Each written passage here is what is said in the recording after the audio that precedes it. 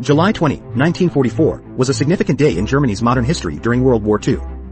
Stauffenberg was determined to blow up Hitler. After secretly assembling the bomb in the locker room, he went to the meeting room alone. Surprisingly, the weather was very hot at the time, so Hitler temporarily changed the meeting place and left the Wolf's Lair bunker. The bomb is only effective in a confined space due to this operation. It immediately lost more than half of its power, but Stauffenberg was still determined to detonate it, even if it could not kill Hitler.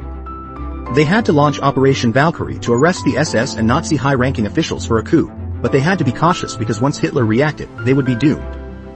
After the division fled, Stauffenberg entered the conference room and discovered that the worst was yet to come because the room was not only ventilated, but the table was a project table. The table saved Hitler by blocking the explosion's shockwave. The bomb had only 6 minutes to detonate. Stauffenberg called Admiral Philkippel, the Wolf School's internal accomplice, and quickly left. He showed no emotion throughout the entire process. Nothing changed. Everyone there was fooled. Regrettably, despite the successful explosion, Hitler survived. He was slightly injured because the conference room was not enclosed, which reduced the impact of the shockwave. The huge oak table protected Hitler. After the assassination attempt failed, some people wondered why Stauffenberg didn't launch a suicide attack. Stauffenberg needed to be alive to go back to Berlin and lead the reserve army in taking control. Hitler survived, and the Wolf's Lair communication system was temporarily paralyzed. Upon returning to Berlin, Stauffenberg had to launch Operation Valkyrie in an attempt to seize power before Hitler could react. Ulbricht, the deputy commander of the reserve army, was indecisive and missed the opportunity within 3 hours of returning to Berlin. He was afraid that Hitler was not dead, so he did not put the reserve army on combat readiness.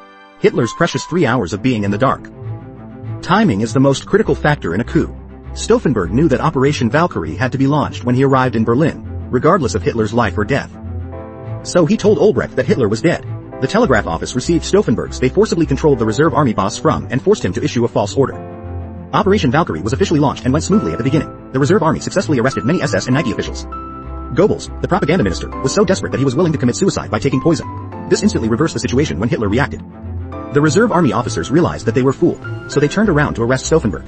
Imagine if the reserve army had been dispatched during the 3 hours when Stauffenberg returned to Berlin. Then even if Hitler reacted, their chances of winning would still be great, because at that time, the SS and the Nazi party in Berlin and even the whole of Germany were paralyzed. Hitler would become as long as the commander of the reserve army entered the SS headquarters, the action would basically be considered a success. Only Stauffenberg realized that after the explosion, whether Hitler was dead or not was no longer important.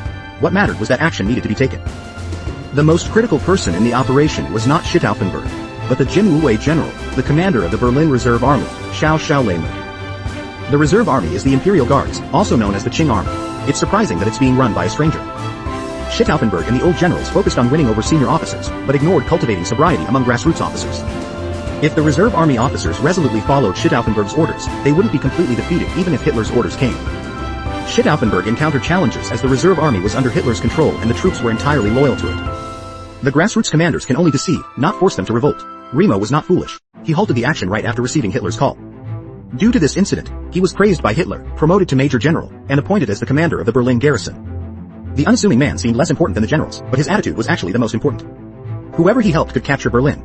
It was a pity that he chose Hitler, but this power struggle could not be won because Hitler was not dead and there was a very fatal place that was not controlled. That is, the telegraph office for transmitting information. When the Wolf School order came, the situation changed immediately. Stauffenberg, Ulbricht, Beck and others were quickly arrested and shot directly. Stauffenberg shouted, "Long live the Holy Germany," when he fell, determined to sacrifice himself to save Germany. Looking at the whole operation, Stauffenberg thought too simply.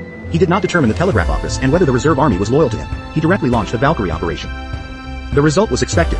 In under 3 hours, all the conspirators' leaders, including Stauffenberg, were apprehended. Stauffenberg was put to death. Fromm feared Stauffenberg would kill him, so the 5 arrested officers were